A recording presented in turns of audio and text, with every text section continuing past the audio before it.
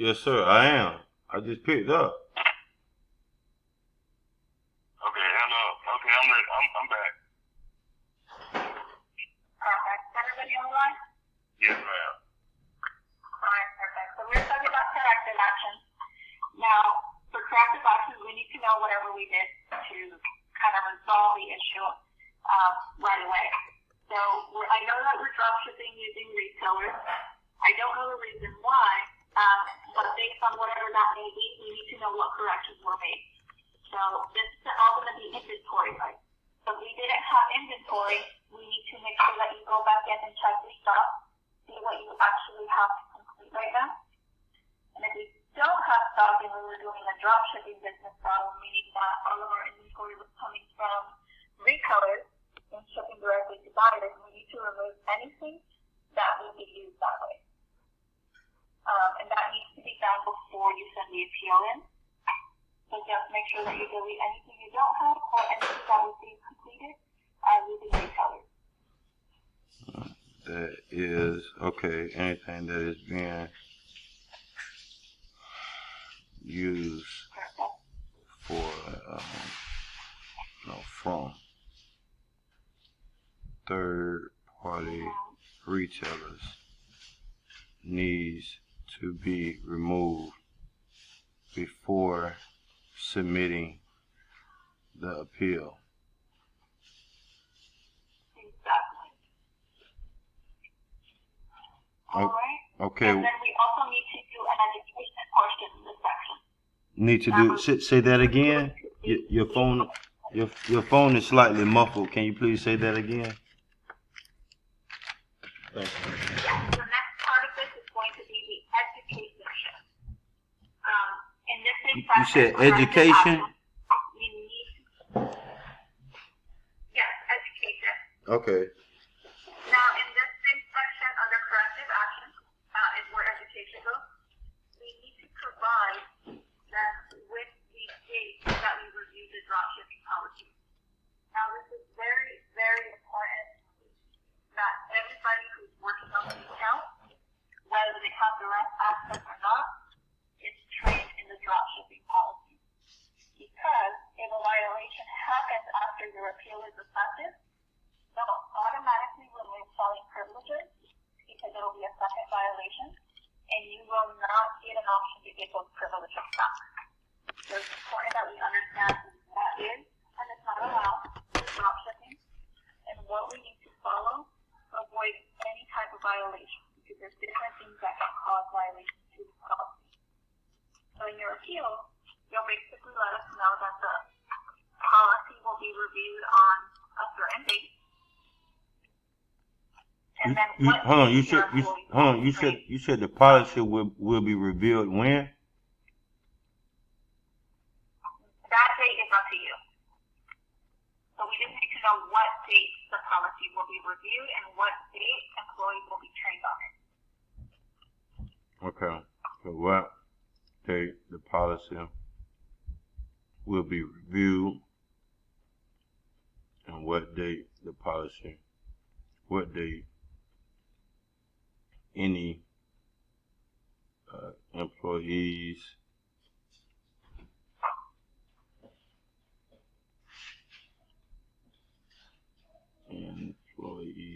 or partners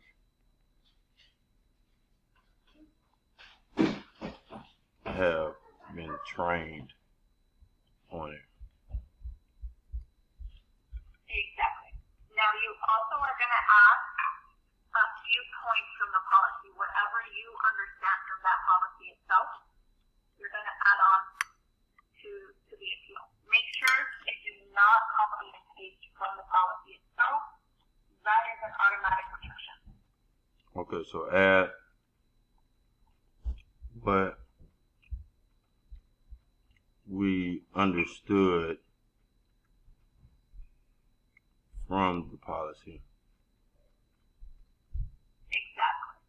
Okay, and should copy and paste Do not copy. from the policy is an automatic. Okay.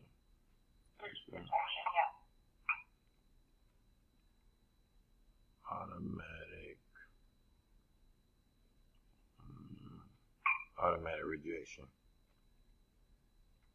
Exactly. Okay, and what else? It's so much. Oh my God. It is. Right. The reason it's like this, like I mentioned, this violation is very high risk. So if it happens again, that would be it. There's no appealing it. There's no anything. Pretty much it's just automatic removal. So we want to make sure it's understood. Now we have one last section in the appeal, which is called preventative measures. Preventative measures. Right. So for this area will have to be very detailed. So this is going to be kind of like if you're providing a new employee instruction. That's what your preventative steps are going to be. Like, we have to provide whatever are new processes to avoid dropshipping. So just to verify, we don't know why we use the retailer to complete orders, right? So to ask that question again, just so I can make sure I confirm that I got you. We don't know why we use the retailer to complete an order. Yeah, in most cases, I would definitely say, if not all cases, we shouldn't be using retailers. However, maybe I'm not even 100% sure because I just don't I don't think that we even use retailers, but I guess you're saying we use Walmart, so maybe we can't even go and purchase items from Walmart and resell them at all, is what you're saying. So the problem here isn't necessarily that. I still don't think retailers should be a valid chain of supply for you. But the issue is not that you purchased from Walmart. The issue is that we went to the Walmart website, app, or whatever it may have been, placed the order that we received from one of our buyers, and then shipped it directly to our buyers. That's the issue. Oh, that's the issue. So it's okay to go to Walmart and buy the item and then ship it off. But you're saying that not buying the item at all until an order is placed from a buyer on Amazon is the problem. Right, because then you're buying it and shipping it directly to the buyer. You're not even shipping it to yourself or going to buy it. You're ordering it basically on the buyer's behalf. They receive it in a Walmart box with a Walmart invoice. And it raises all kinds of questions for them because their data has been shared with someone else.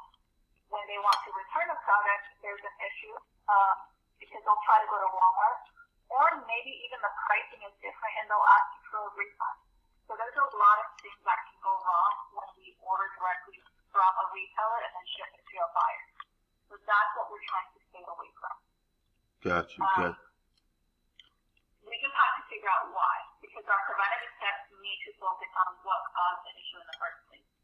So again, if it's an inventory issue, you need to give us your inventory management process on how we're going to ensure we don't run out of inventory again. If we were doing a dropshipping business model where we were buying all our orders from whatever retailer and shipping directly to the buyer, we would want to explain how we're going to change that and how we're going to source our inventory now. Okay, just 1 second. Let me type that up right there, what you just said. If it was an inventory problem, we need to explain how we are going to fix the inventory problem. Okay, if it was a drop shipping problem, do they hold classes? Do Amazon hold classes on this just to be, more up to date on the policies and everything? So not necessarily classes that are like always continuing. I know they do hold seminars every now and then, and you'll be getting a notice whenever they do that. But we do have seller universities, which highlight a lot of the main issues that may happen with selling on Amazon, such as having a valid chain of supply for your inventory, so that if a right owner questions where you got it from, we can just provide invoices. And just to let you know, retailers are not considered valid chain of supply for rights owners. So want to be careful with that. They'll also have videos like for drop shipping or shipping settings, confirmations, returns, a bunch of different information that you can go through that you can find on Seller University. You can actually search for it. When you go into Seller Central, you have that search bar on the top right. If you type in Seller University, there's going to be a link that opens up for you. That will take you there. Is that the same Seller University on YouTube? Not on YouTube. It'll be directly to Seller Central. They have videos and everything on there. So you want to stick to the link. I find there's a lot of unreliable sources online when it comes to Amazon, especially on YouTube and forums. So I would stick strictly with anything that you can access through Amazon to get the right information.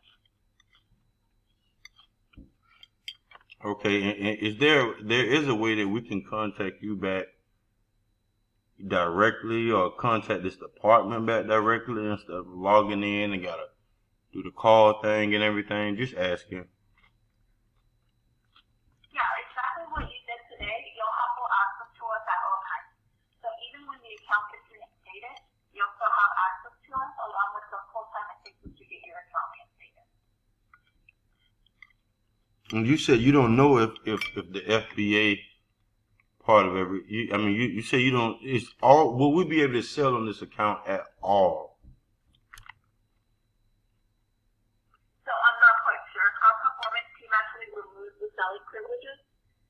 So I don't know what level they'll take it at.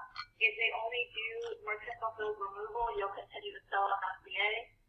However, if they do full removal, you won't be able to sell at all until the account is reinstated.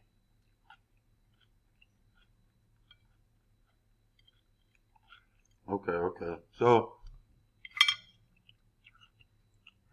just so I can better understand it, just to add to it, and I'm not gonna hold you too much longer, but what I want to say, I guess you pretty much said this. The main problem is, so how do you know that these items here that we're being flagged for wasn't physically purchased at a Walmart store and then shipped out? I mean, did a custom... Our performance is own investigation. We don't have access to it, but generally speaking, there's something that raised that flag for them to confirm that it came from the retailer. If you can't find any orders that came from a retailer, then we pretty much have to provide evidence that we have the stock to begin with, and it turns into a dispute, which is a little bit of a longer process. Oh, so so we basically, instead of sitting in an appeal and we say, hey, we don't see what you're talking about, show us proof what you're talking about. Amazon will have to show us proof, but it's just gonna. You said what? They will not. They won't show you proof. They've already done their investigation. Oh. I generally don't recommend a dispute when it comes to this because they've already done the investigation on their end. Got you. So if you don't mind, I'm gonna just do it. This is my last thing because this is very, very important. Very, very important. I'm just gonna do a brief just scan through. Appeal. We need to show that we are under review for drop shipping. That was the first thing you stated. Okay. So that's just acknowledging that we are under review for drop shipping, or whatever the problem is. Right. Understand why we are under review exactly. All right. So the next one is need to explain that we cannot use retailers to complete orders. So we need to explain that we understand that we cannot use retailers, third parties to complete orders because it causes issues with I guess I forgot what it's called, chain of it just causes issues with customers. Chain of supply, right? Chain of supply. Okay. All right. That is actually not what we want to put in there. We're identifying that we completed an order to a retailer. That's basically what we're going to say. We completed an order to a retailer. So when you